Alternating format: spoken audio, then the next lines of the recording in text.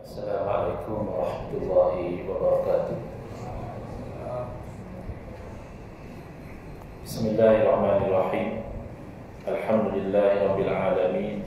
Wa afdalus salati wa atammu taslimi ala sayyidina Muhammadin wa ala alihi wa sahbihi ajma'in.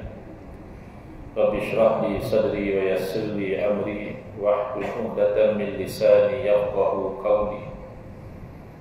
Subhanaka la ilma lana illa ma 'allamtana innaka antal alimul hakim. Allahumma akhrijna min zulumatil wahmi wa akrimna bi nuril fahmi waftah 'alaina bi ma'rifatil ilmi wa sahhil akhlaqana bil hilm waj'alna mimman yastami'una al-qawla fayattabi'una ahsana. Allahumma آت نفوسنا تقواها وزكها أنت خير من زكاها أنت وليها ومولاها. اللهم أرنا الحق حقا وارزقنا اتباعه وأرنا الباطل باطلا وارزقنا اجتنابه. اللهم انفعنا بما علمتنا وعلمنا ما ينفعنا وزدنا علما وهدى أمانا. Alhamdulillah, muslimin, muslimat, hadirin hadirat yang saya hormati, moga-moga kita semua dirahmati dan diberkati oleh Allah Subhanahu wa taala, dan moga-moga kita semua dikurniakan oleh Allah taala kefahaman yang baik di dalam urusan agama dan keikhlasan yang menyeluruh di dalam menuju kepada ridha Allah Subhanahu wa taala. Khusus kepada para alim ulama, tuan imam, tuan bilal, tuan pengurusi, ahli jatuh puasa dan sekalian jemaah yang hadir dalam ceramah khas yang mana saya juga jarang dapat tajuk macam ni, iaitu kepentingan pemerkasaan undang-undang syariah bagi umat Islam di Malaysia. Selalu saya dapat tajuk berkaitan tentang ahli sunnah wal jamaah, tentang tajuk sunnah, bid'ah dan sebagainya. Jadi saya tu tak perasan saya sediakan slide. Saya macam tertukar-tukar. Rupanya saya kena tentang slide je besok di Masjid JKM. Jadi saya prepare slide sampai sini. Kadang-kadang tak ada kualiti, tak ada masalah. Kita kuliah macam biasa. Baik. Apakah kepentingan pemerkasaan undang-undang syariah bagi umat Islam di Malaysia? Pertama, kita nak kena jelas bahawa pemerkasaan undang-undang syariah bukan penting untuk umat Islam sahaja, bahkan penting untuk umat manusia. Bahawa syariat Allah SWT itu diperkasakan. Wa ma arsalnaka illa rahmatan lil alamin. Tidaklah kami utuskan kamu, iaitu Nabi Muhammad SAW, kecuali menjadi rahmat kepada sekian alam, bukan hanya kepada orang Islam. Sayyidina Abu bin Abbas radhiyallahu anhu mengatakan bahawa rahmatnya Nabi SAW itu juga terkena kepada orang kafir, sehingga mereka tidak lagi diazab sebagaimana umat-umat yang terdahulu. Apabila engkar dengan Rasul mereka, Allah binasakan semua sekali. Tapi setelah datangnya Nabi Muhammad SAW, orang-orang kafir pun mendapat terbiasa rahmat Allah SWT di dunia ini, tetapi tidak mendapat rahmat Allah di akhirat. Kepentingan yang pertama untuk kita umat Islam, tentulah untuk mendapat ridha Allah Subhanahu wa taala. Kerana itulah kemuncak dari kehidupan kita. Kalau kita buat sesuatu untuk manusia redha kepada kita, untuk manusia suka kepada kita, ada pepatah Arab menyebutkan ridha nas ghayatun la tudraku. Ridhanya manusia kepada kita itu adalah satu cita-cita yang tak mungkin akan dapat dicapai. Kerana apa sahaja yang kita lakukan, baik atau buruk, pasti ada manusia yang suka dan ada yang tidak suka. Bahkan yang suka kepada kita juga tidak akan suka kita 100%. Jangan kata orang lain lah. Ya, yang lelaki, isteri kita pun bukan suka kita 100%. Hanya kan dia sabar lah lelaki aku, nampak macam mana, dan nasib aku kan lelaki macam ni. Ya, dia suka, ada part dia tak suka. Kita dengan isteri kita pun ada perangai-perangai dia yang menenangkan hati kita, menggembirakan kita. Ada juga sikap dia yang menyusahkan hati kita. Bahkan ada satu poster, dia kata ada satu kajian. Saya rasa poster tu tak betul lah, tapi dia saja reka. Satu kajian kata dia di Jerman atau di mana, sekiranya wanita tidur dalam satu tempoh yang panjang, if women sleep long hours, tidur panjang mungkin 9-10 jam kata dia, itu akan mengelakkan masalah darah tinggi, sakit jantung dan apa lagi pada lelaki. Pada lelaki. Sebab tak kena lelaki, tak kena apa. Jadi tidak akan kita dapat ridha manusia. Yang kita boleh dapat adalah ridha Allah. Ya ayyuhan nafsul mutmainnah irji'i ila rabbiki radiyatan mardiyah. Wahai jiwa yang tenang tenteram, kembalilah kepada Tuhanmu dalam keadaan redha dan diredai. Kita diredai oleh Allah itu satu cita-cita yang insya-Allah kita dapat capai. Jadi kita nak perkasakan syariat Allah, pertama nak dapat ridha Allah, bukan nak dapat sokongan manusia, bukan nak dapat undi dan sebagainya, bukan nak jadikan sebagai modal tarikan dan sebagainya, tidak. Semata-mata ridha Allah. Yang kedua, kepentingan yang kedua adalah supaya kita boleh mendapat kebaikan-kebaikan di sebalik undang-undang syariat. Kerana Allah SWT Al-Hakim, yang maha bijaksana. Apa sahaja peraturan yang Allah Ta'ala aturkan itu pasti ada kebaikan buat manusia. Kerana kalau kita belajar akidah Ahlussunnah wal Jamaah, Allah tidak mengambil faedah daripada hukum hakam. Dia dapat faedah kita solat. Kita tak solat, Allah tetap Allah. Bukan kata kita solat maka naik darjat Allah, kita tak solat maka turun darjat Allah. Tidak. Yang perlu kepada solat itu kita, supaya bila kita solat, kita itu hampir kepada Allah, dapat rahmat Allah. Dan na'udzubillah kalau tidak solat, itu mendapat murka Allah. Baik. Dan kebaikan-kebaikan di sebalik undang-undang syariah ini sebenarnya bukan untuk umat Islam sahaja.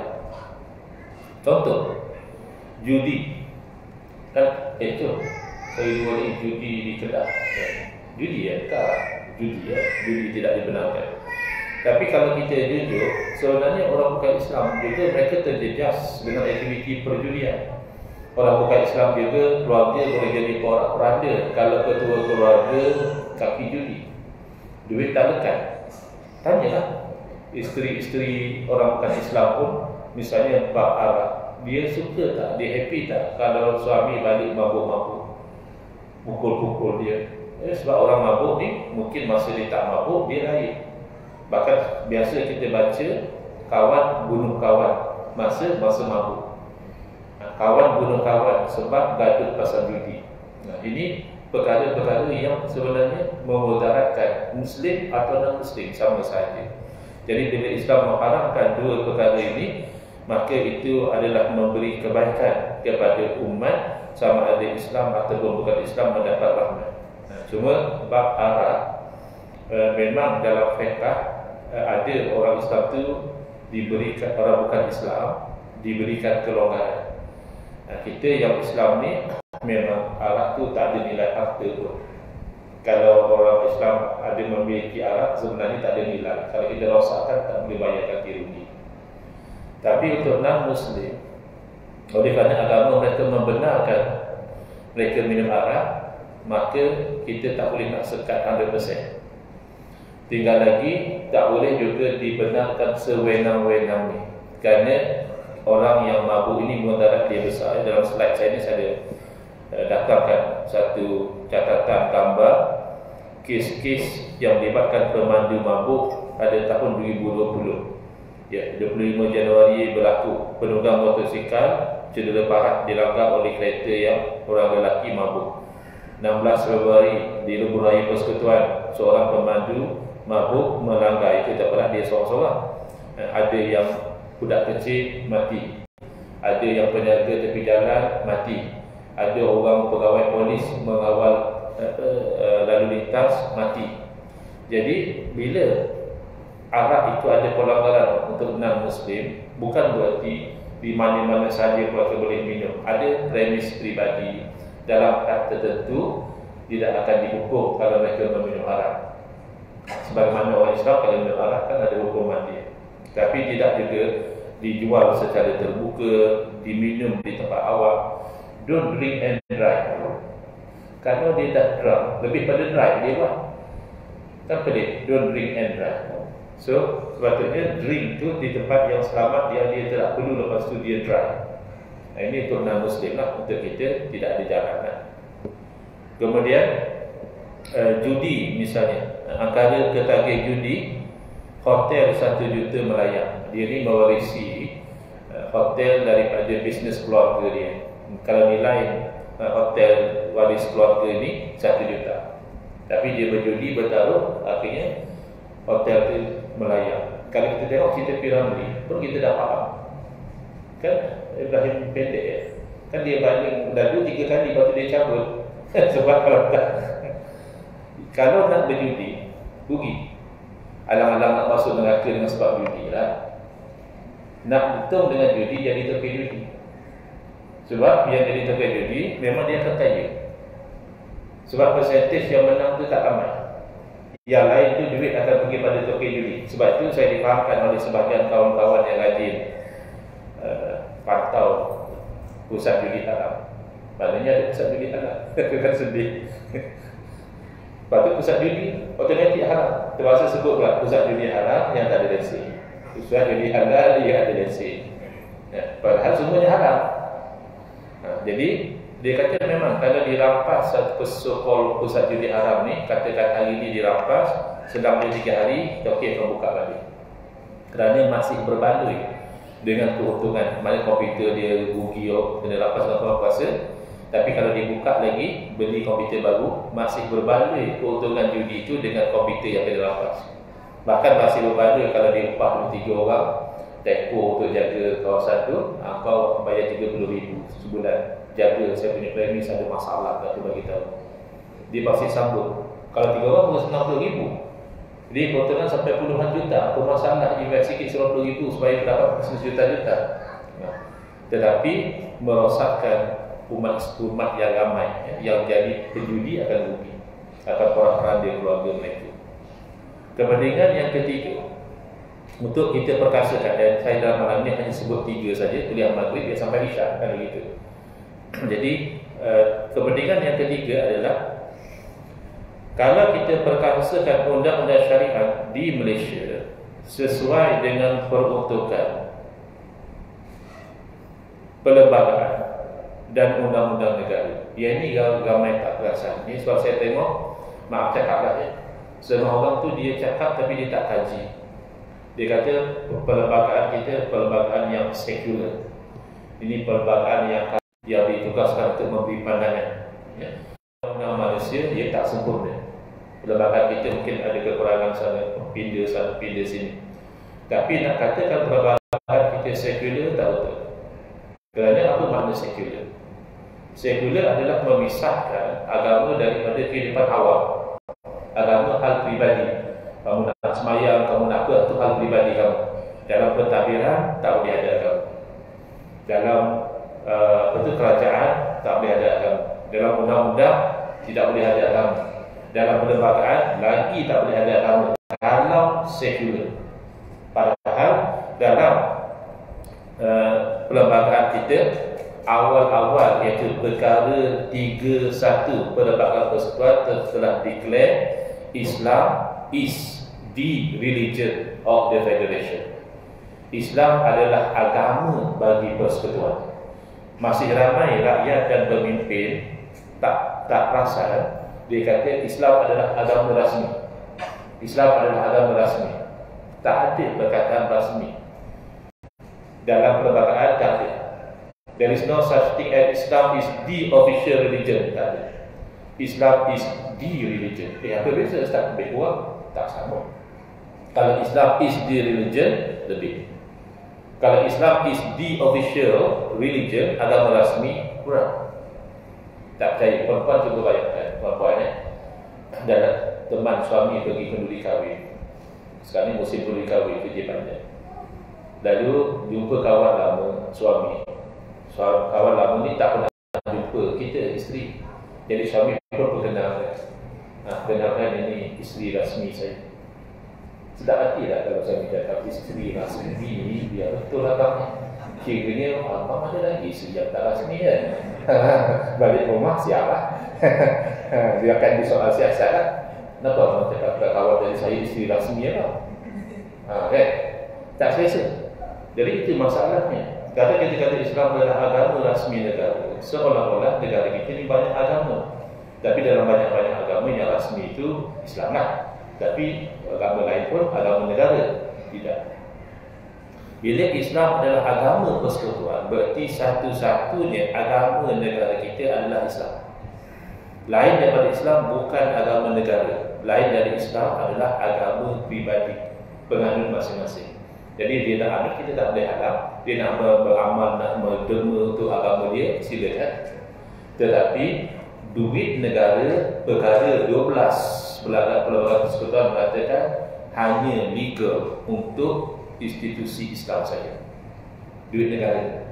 Kalau duit pribadi tak kisah. Orang Kristian dia seronok nak derma pada aktiviti Kristian, dia silakanlah agama kamu kan.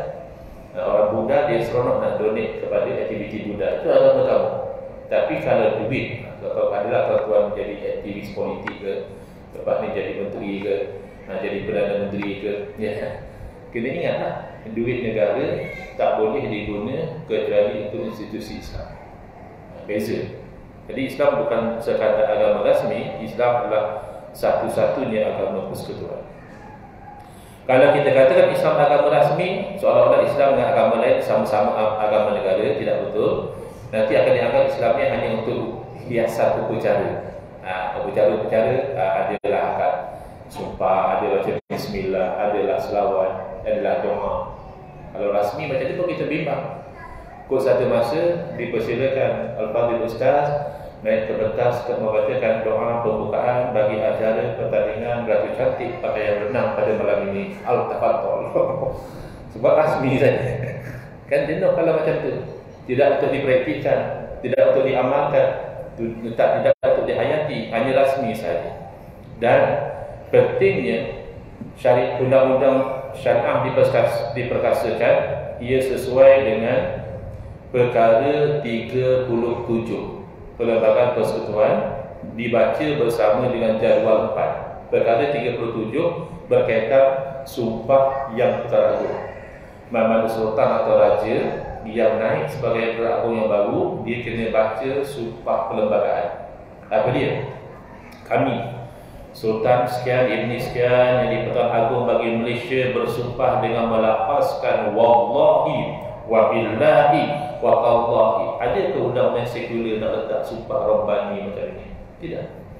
Jadi salah kalau kita kata perlembagaan kita sekular. Tak sempurna, tidak. Sekular pun tidak. Jadi dengan nama Allah yang tak bersumpah, maka dengan lafaz ini berikrarlah kami dengan sesungguh dan sebenarnya, adalah sumpah-sumpahnya sampai kepada satu tempat. Dan lagi kami berikrar mengaku dengan sesungguh dan dengan sebenarnya memeliharakan pada setiap masa agama Islam. Jadi ini sumpah Rabbani yang di-Pertuan Agong terkandung dalam perlembagaan dan dalam versi asal pun dalam bahasa Melayu sumpah, bukan dalam bahasa Inggeris, ya. Dan natijahnya apa? Pertama kita kena ingat, yang Pertuan Agong bersumpah bukan atas kapasiti pribadi. Kalau sumpah Pertuan Agong kapasiti pribadi, itu mengikat pribadi. Ini sumpah sebagai ketua tertinggi negara. Maka sumpah Pertuan Agong mengikat pertama eksekutif. Eksekutif siapa? Dia menteri. Menteri kalau negeri kita panggil Exco. Jadi kalau peringkat negara, menteri tidak boleh membuat sesuatu yang menjejaskan Islam. Itu bercanggah dengan sumpah yang teragung. Yang kedua adalah kehakiman, judiciary. Iaitu hakim di dalam menafsirkan undang-undang perlulah menafsirkan secara yang tidak menjejaskan kedudukan Islam. Kerana hakim juga terikat dengan sumpah yang teragung. Kemudian yang ketiga adalah legislature. Dia panggil perundangan. Siapa legislature? Itulah yang kita sampai hitam buku-buku itu hari itu. Nak pilih dia buat, nak pilih legislature, iaitu ahli parlimen kalau peringkat negara dan ahli Dewan Undangan Negeri kalau peringkat negeri. Mereka adalah perundangan. Mereka akan ubah undang-undang, mereka akan pindah undang-undang. Kalau perlembagaan perlu ada 2/3 majoriti. Kalau undang-undang biasa boleh dengan simple majoriti. Ada pula provision tertentu hanya boleh dipindah dengan perkenan dari majlis raja-raja dan sebagainya. Jadi ahli parlimen sepatutnya tidak boleh mengubah atau memindah undang-undang secara yang menjejaskan Islam. Kerana itu bercanggah dengan sumpah yang teragung dan itu juga mengikat setiap ahli parlimen. Menjaga agama ni sebenarnya yang nombor satu dalam apa yang disebut maqasid syariah. Maqasid maknanya tujuan-tujuan. Orang Melayu kan ambil maksud. Apa maksud Tuhan datang ke sini? Maksud, tujuan. Maqasid, tujuan-tujuan. Apa tujuan-tujuan syariah? Ada 5 tujuan yang utama. Perhatilah apa hukum-hukum, insya-Allah kembali pada 5. Pertama, hifzuddin, iaitu tujuan nak jaga agama. Itu nombor 1. Misalnya hukum berkaitan tentang murtad, nak jaga agama supaya agama ni tidak jadi seperti disposable tisu atau pampers, pakai tak suka buang, tak boleh. Kemudian ada hukum hakam berkaitan tentang jihad, itu juga nak jaga agama. Yang kedua adalah hifzun nafsi, kena jaga nyawa. Jadi undang-undang kisos misalnya, orang yang kalau membunuh dengan sengaja akan dibunuh balas, itu sebenarnya nak jaga nyawa. Sebab orang kalau tahu aku bunuh orang, aku nanti nyawa aku juga melayang, dia tak berani. Tapi dekat sini undang-undang Malaysia dari segi asas sama dengan undang-undang Islam, iaitu membunuh salah. Yang membunuh dengan sengaja akan dibunuh, kan? Macam tu, Seksyen 302 Kanun Keselesaan. Yang tak sama adalah cara hukuman dilaksanakan. Kalau cara syariat yang asal adalah dengan pedang. Sebab Allah Alam lah katanya, hikmahnya adalah apabila putus orang ke kepala ni, dia tidak lagi orang tu rasa sakit.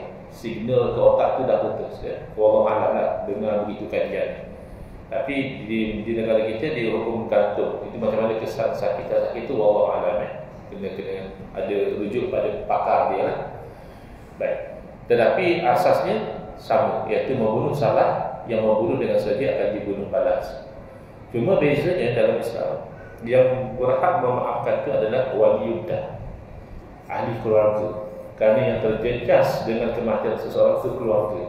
Kalau tidak dibunuh balas, mungkin keluarga berdendam. Mungkin dengan dendam itu keluarga itu pergi bunuh keluarga dia. Jadi tak habis-habis. Jadi bila yang membunuh dibunuh balas, terawat luka hati keluarga tadi, tidak bawa kepada pembunuhan yang berkali-kali.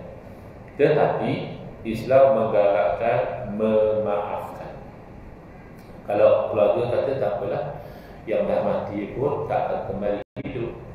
Yang membunuh pun dia bukan dengan merancang, tapi dalam keadaan marah misalnya, tengah bergaduh dan sebagainya, lalu dia membunuh dan dia pun nampaknya dah risau dan nampaknya dah bertaubat, tak apalah, kami maafkan.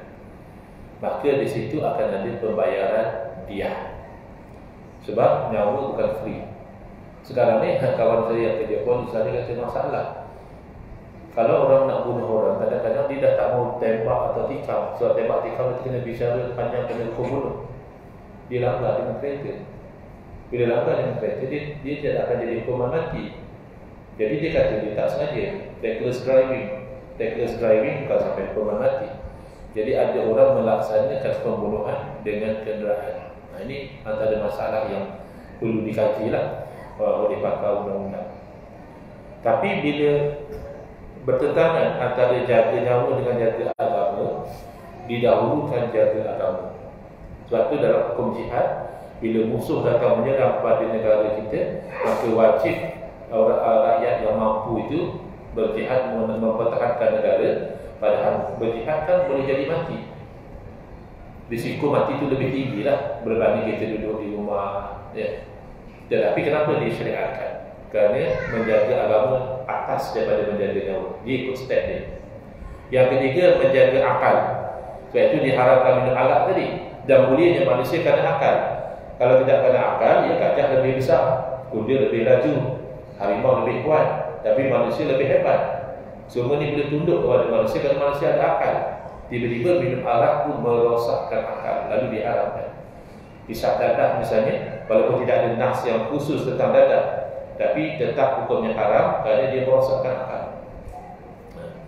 Tapi kalau bertemu, kita dalam keadaan terlampau haus, kalau tak minum boleh mati. Ya. Yang ada depan kita tu hanya air arak saja. Terpaksa dah minum. Darurat, kerana nak menyelamatkan nyawa. Tapi darurat tu disukat dengan sukatan dia.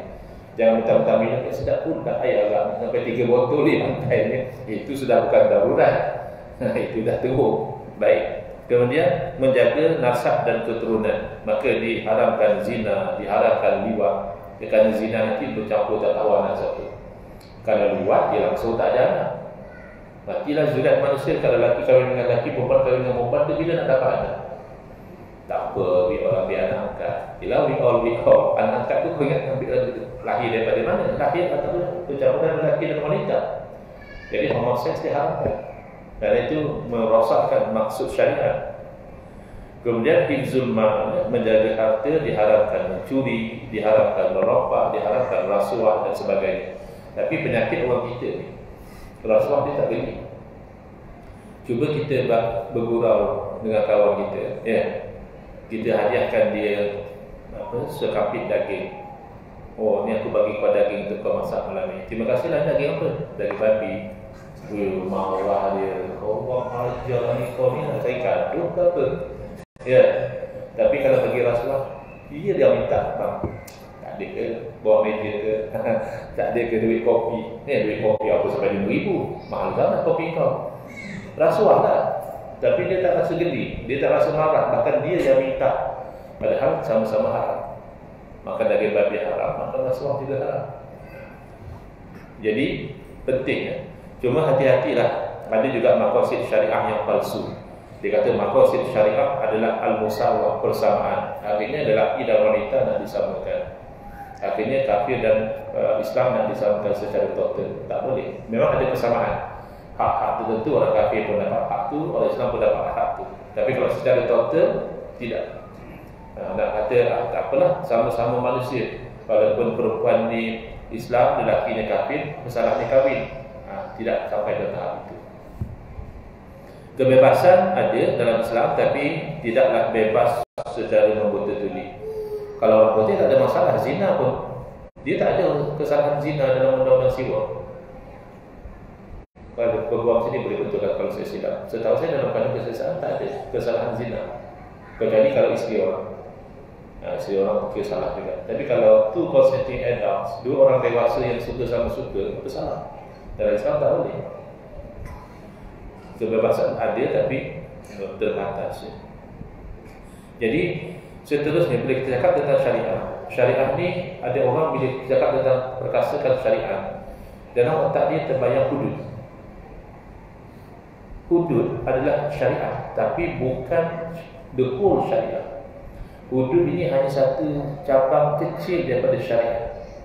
Syariat secara besarnya terbahagi akidah, keyakinan. Ini perlu diperkasakan. Kalau akidah tak kuat, itulah jadi murtad, jadi apa tu macam-macam lah. Kemudian yang kedua, barulah pergi kepada undang-undang, namanya fiqh. Fiqh ni kata ni wajib, ni sunat, ni harus, ni makruh, ni haram. Itu datang undang-undang. Kat situlah, kat bawah fiqh tu ada hudud. Tapi bukan hudud itu adalah syariat. Syariat adalah hudud, tidak. Hudud adalah sebahagian kecil daripada syariat. Kemudian ada yang namanya tasawuf. Kerana kita cakaplah macam mana undang-undangnya pun, kalau tidak ada dalam hati itu bahawa Allah melihat, kalau tidak ada dalam hati itu bahawa Allah Maha mengetahui, dia tetap akan langgar.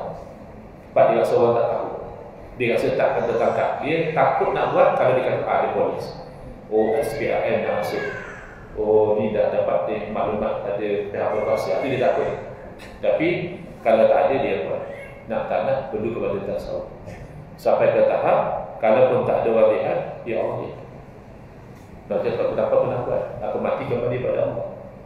Jadi perkasakan syarat agama Islam bukan hanya cerita pasal pemerkasaan hudud saja, pergi juga pada pemerkasaan akidah, pergi juga kepada kemahiran fiqh, pergi juga kepada pemantapan tasawuf. Baik. Sekarang saya fokus pada yang undang-undang, sebab tajuk dia undang-undang syariah. Fiqh lah. Fiqh juga lebih luas dari semata-mata hukum hudud. Sebab saya cakap begini kenapa? Saya perhatikan kadang-kadang perkara undang-undang dijadikan modal politik. Ini tak bagus. Hudud undang-undang. Undang-undang tu ada tujuan dia, ada syarat dia, ada rukun dia, ada hikmah dia. Jangan kita jadikan modal politik. Nanti nampak undang-undang ni jadi macam tak betul. Pertama, hudud adalah public law. Sebab dia termasuk dalam jenayah. Criminal law is a public law. Public law dia sekata kena pada semua orang. Bangsa apa pun kena. Tak boleh misalnya criminal law ini hanya terpakai kepada orang Jawa, lain pada Jawa tak boleh. Marah orang Jawa. Takkan orang Jawa buat dia salah, orang lain buat tak apa yang punya undang-undang. Jadi undang-undang jenayah terkena pada orang Islam dan terkena kepada orang bukan Islam. Sudah ada satu konotasi yang salah. Undang-undang Islam ni hanya orang Islam saja kena. Orang bukan Islam kita tak payah laksanakan. Adakah itu yang diajar oleh Nabi SAW? Adakah zaman Nabi SAW orang Yahudi berzina, Nabi tidak hukum rejam? Kan sama. Tapi kita tak mampu nak buat. Tak mampu itu cerita lain. Hudud ni dia perlu dilaksanakan oleh pihak berkuasa. Kalau kamu tak mampu buat, maknanya kamu punya kuasa tak sempurna untuk melaksanakan. Jadi dalam undang-undang syariat paling tidak ada 4 cabang utama. Pertama, ibadat perlu diperkasakan. Ini yang ada Jabatan Agama pergi serbu ajaran sesat apa semua nak jadi ibadat lah. Supaya ibadat ni dibuat bercanggah dengan syariat. Yang kedua, munakahat, nikah kahwin. Ada hukum hakam dia, ada sah bakal dia, ya? Bukan sesuka hati misalnya buat kahwin suka hati, tak ada. Kan ada di Pulau Pinang. Nama kampung Kampung Seronok. Kata seronoknya kampung ni kalau sembahyang pakai niat. Tak payah betul-betul takbir pakai niat. Tapi yang kurang adab sikit orang ni, bak makan dia makan betul-betul. Kalau dia makan pakai niat, kan iman nasi kita. Kita jemput dia datang rumah, dia hidang pinggan kosong je, bang, nak makan apa niat je lah. Bukan senang. Tapi makan betul-betul, semayang pakai niat. Nikah batin. Dia tak ada, dia kata dia dinikahkan secara batin. Jadi halal dia bersama dengan bukan isteri dia dan sebagainya. Ini bukan. Muamalah, jual beli, sewa menyewa, partnership, profit sharing, loss sharing pun kena diperkasakan. Barulah orang kita itu tidak terpengaruh dengan skim cepat kaya, dengan apa-apa. Kan kita selalu suka benda cepat. Orang putih kata, if something is too good to be true, it's not true. Kalau too good to be true, saya pernah di-approve oleh satu orang. Apa cerita dia? Cerita dia adalah pelaburan ternakan lembu. Jadi kalau kita masuk, katalah kita bayar RM1,000 untuk melabur dalam ternakan lembu. Kalau hari yang sama kita buat masuk 3 orang, setiap orang yang kita buat masuk dalam pelaburan lembu tu, kita akan dapat 300. Ya. Seronok ni. Yang keping kata cakap ni, Ustaz kena join sah. Yang join ni semua bagi hitam-hitam. Dah hitam, beratuk dengan titik. Kalau pelaburan lembu, untung daripada lembu. Bukan untung daripada orang baru masuk. Mana lembu dibela, dah besar, dijual, dah untung, itu baru pelaburan lembu.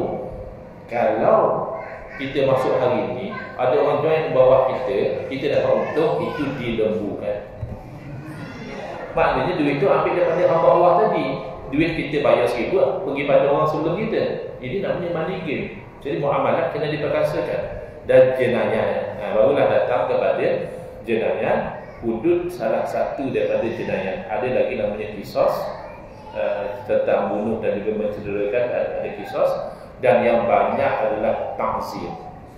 Ta'zir ini hukuman yang dipulangkan kepada kebijaksanaan pemerintah untuk melaksanakan. Jadi dalam negara kita ini banyak ta'zir. Dan boleh disesuaikan. Saya tengok yang masalah dalam negara adalah persepsi negatif kalau ada istilah yang Islami. Contoh, nak melaksanakan dia bukan idea cara-cara orang. Iaitu apabila dimaafkan seorang yang membunuh, tak dijatuhkan hukuman mati, maka si pesalah bayar dia. Itu cadangan yang terlalu. Juli awam dia yang teragos sekarang sudah bertahun-tahun mencanangkan dilaksanakan dia, sebab dia lebih ahli. Kalau lembaga pengampunan yang bagi pengampunan, lembaga pengampunan tak terjejas, bukan ahli keluarga dia yang mati. Tapi kalau diambil pandangan ahli keluarga dan ahli keluarga itu kami memaafkan, sepatutnya dibayar dia kepada mereka. Tapi cuba sebut, kita akan melaksanakan dia, pasti ada sahabat bangkang. Mesti orang ni tak setuju, ini nak jadi Taliban, ini apa, ini apa. Jadi saya bincang dengan penasihat undang-undang sebuah negeri. Dia kata sebenarnya peruntukan dah ada dalam undang-undang sedia ada, iaitu hakim boleh menimbangkan untuk memberikan bayaran ganti rugi sebagaimana yang dilihat sesuai dalam kes tersebut. Jadi kadang-kadang saya lihat perkasaan syariah di Malaysia ni, oleh sebab ada persepsi negatif tentang istilah-istilah Islami, kita boleh buat melalui undang-undang sivil. Contohnya, mana-mana peruntukan dalam kadun keseksaan yang kurang sesuai dengan ajaran Islam disesuaikan tanpa disebut nama dia. Bila macam itu caranya, kadun keseksaan terpakai kepada semua Muslim, orang Muslim, dia tetap kepada kadun keseksaan.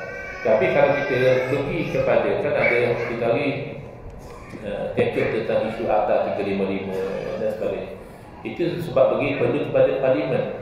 Item 1 jadual 2, item 1 senarai 2 jadual 9 mengatakan bahawa kuasa mahkamah syariah hanya untuk orang Islam. Orang bukan Islam tak ada takluk. Jadi akhirnya akan jadi double standard. Padahal ini undang-undang berkaitan dengan jenayah. Maka kita kena fikir secara maqasid tadi. Macam mana kita nak mencapai sesuatu tujuan syariat tanpa kita perlu terikat sangat dengan istilah. Kan dikatakan ganti rugi. Sesiapa yang kehilangan ahli keluarga dengan sebab kematian boleh memilih untuk memaafkan pesalah dengan dibayar ganti rugi. Kan orang akan bising. Tapi kalau kita kata dia, kadang-kadang akan ada pihak yang membangkang. Bukan tak baik. Kalau ahli keluarga dia yang mati pun dia nak bayaran dia. Tapi kena prejudis. Islamofobia, kadang ada Islamofobia. Jadi ini antara yang perlu difikirkan demi untuk memperkasakan syariah. Dan yang ketiga terakhir adalah tasawuf, ya. Perlu kepada pemberkasaan akhlak. Kerana sebagaimana ditetapkan ini halal, ini haram, ini sebagainya, akhirnya akan ada sikap yang disebut sebagai al-halalku wal harammu. Aku buat halal, mu buat haram. Tak boleh. Kalau tak ada tasawuf, itu akan berlaku. Sebab kita rasakan kita akan terlepas daripada hukuman dunia.